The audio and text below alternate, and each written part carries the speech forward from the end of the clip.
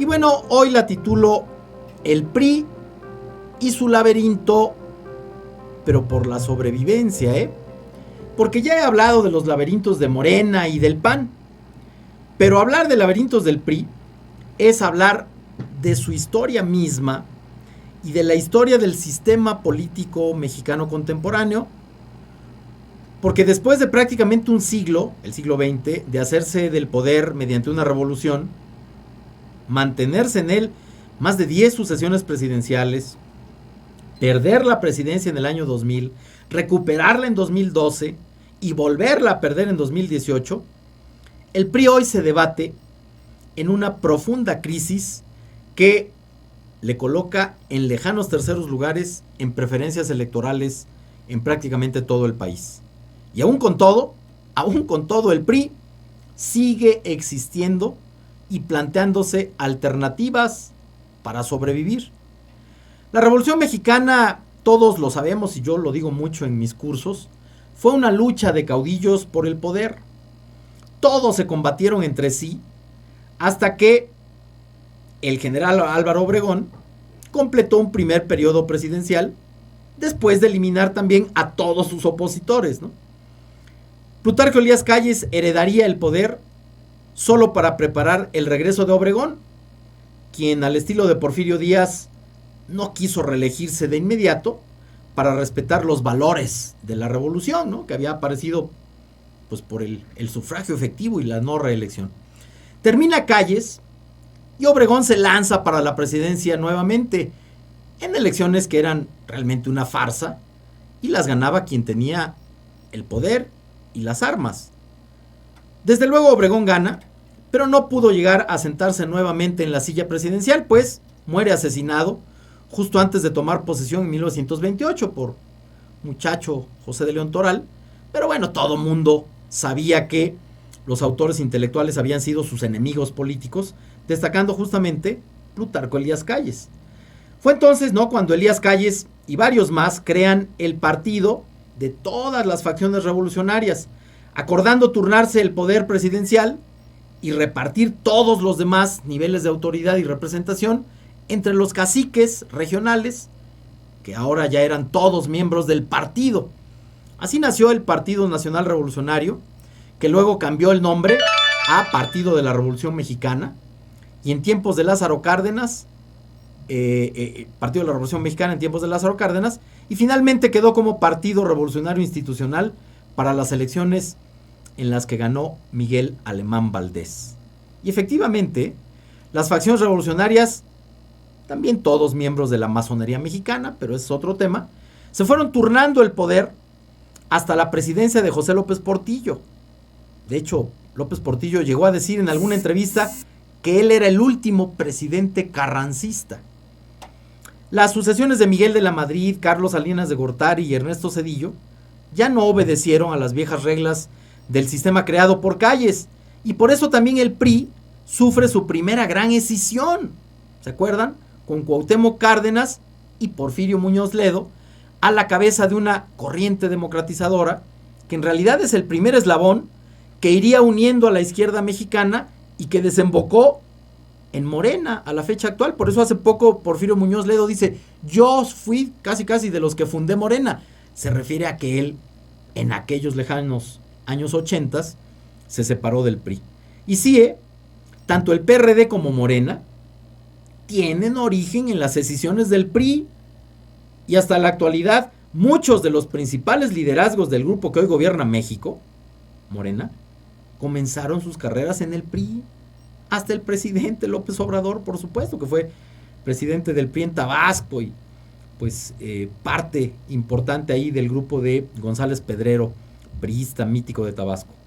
Carlos Salinas de Gortari, junto con Manuel Camacho Solís, líder y mentor de Marcelo Ebrard, por cierto. O sea, Marcelo Ebrard era del grupo era del grupo de Manuel Camacho Solís. Salinas y Camacho fueron de los pocos que se dieron cuenta que el PRI necesitaba una buena reforma para continuar en el poder. Quizás hasta un cambio de nombre, se planteaba Salinas de Gortari.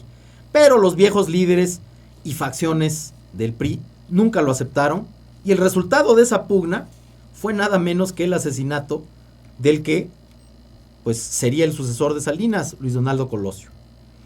El sexenio de Ernesto Zedillo, que no provenía de ningún grupo importante de poder en el PRI, fue simplemente la transición para que en el año 2000 el PRI perdiera la presidencia de la República ante un electorado pues realmente harto de la crisis económica y también harto de los viejos políticos del PRI. En el año 2000 muchos dábamos por muerto al PRI, aunque seguía gobernando muchos estados del país, y justamente desde las gubernaturas fueron fraguando el regreso. Ante unos gobiernos del PAN, que la verdad muy pronto desencantaron a un electorado joven que ya no recordaba las viejas pugnas por el poder entre el PRI y el PAN. En 2012, gracias a que contaba con enormes recursos del Estado de México, los gobiernos del PRI se refugiaron en los estados, y con los enormes recursos del Estado de México y con una campaña publicitaria muy bien diseñada, hay que reconocerlo, diseñaron un buen producto y se llamó Enrique Peña Nieto. Ganan la presidencia de la República nuevamente para el PRI. El PRI no había muerto, pues, y regresó al poder. Pero el resto todos lo presenciamos. Lo que inicialmente parecía que sería un nuevo PRI, es el eslogan, ¿no? El nuevo PRI, con un joven y apuesto presidente que llegó a aparecer en las portadas de muchas revistas del mundo como el nuevo presidente de México, ¿no? Con los años se convirtió en una gestión más de la corrupción priista, con excesos que hasta hoy nos andamos enterando, ¿no? Pronto viene el Emilio Lozoya, ¿no? Ya extraditado de España. El PRI en 2018 se fue a un lejano tercer lugar en las preferencias y ahí se ha mantenido en la mayoría de los estados, Puebla incluido desde luego.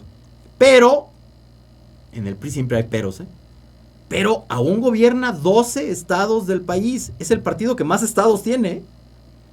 12, el PAN tiene 10, Morena tiene 6 y pues por ahí se reparten entre otros, ¿no?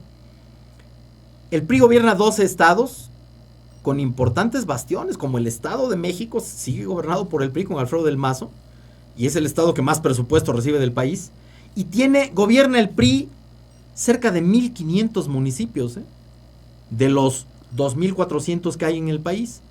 O sea, oye, sí gobierna una buena cantidad de personas, ¿no?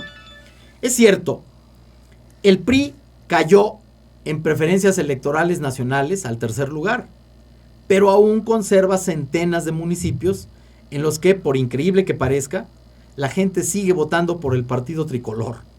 En Puebla, por ejemplo, gobierna 77 municipios, pequeños en su mayoría, pero es el partido que más ayuntamientos tiene en el estado, ¿no? Morena tiene 50 y el PAN 40 y algo. Desde luego, el desprestigio de muchos de sus gobernantes ha hecho caer demasiado al PRI en preferencias electorales. Las nuevas generaciones ya no se sienten identificadas con su propuesta y lo único que saben del PRI es que es un partido lleno de corruptos. Hoy el PRI nuevamente se debate entre la lucha por sobrevivir o ahora sí desaparecer como opción electoral para los mexicanos y para los poblanos. Por eso sus líderes ya han reconocido que ir solos a la próxima elección será un suicidio, pues perderían irremediablemente en la mayoría de distritos y alcaldías. Por eso algunos, como el propio dirigente nacional, el famoso Alejandro Alito Moreno, ya plantean una alianza con el PRD, ¿no? La semana pasada Alejandro Moreno dijo que andan buscando una alianza con el PRD que probablemente sería el preámbulo para una gran alianza antimorena que podría incluir hasta el PAN, su enemigo histórico. ¿Se imaginan? Una alianza PRI-PAN. En fin, la megalianza antimorena suena muy promisoria en el papel, pero en realidad no va a ser fácil lograrla. Al PRI le dejarían las obras en cuanto a candidaturas y otros líderes tricolores. En Puebla, el PRI hoy está en un lejano tercer lugar estatal y en prácticamente todos los distritos. En las alcaldías varían las preferencias porque son elecciones muy locales, ¿no? Estos datos que les doy de que el PRI está en tercer lugar son de encuestas serias. Y la única seria que conozco es la encuesta del BEAP, Pero bueno, pero también es cierto que falta un año para la próxima elección. Morena y sus gobiernos han recibido muchas críticas y están teniendo fuerte oposición en tiempos de la pandemia. Y eso hace que el PRI, el PAN también y el PRI vea esperanzas para recuperar territorios perdidos. El PRI, la verdad es que el PRI siempre revive. ¿Lo logrará una vez más el próximo año? Bueno, pues, falta un año, ¿no? En junio del 2021 habrá elecciones, ya veremos los resultados. Pues esto es lo que les comparto como columna hoy. Les repito, ahí está en estatus, métanse a la página del BEAP y ahí la pueden leer completa.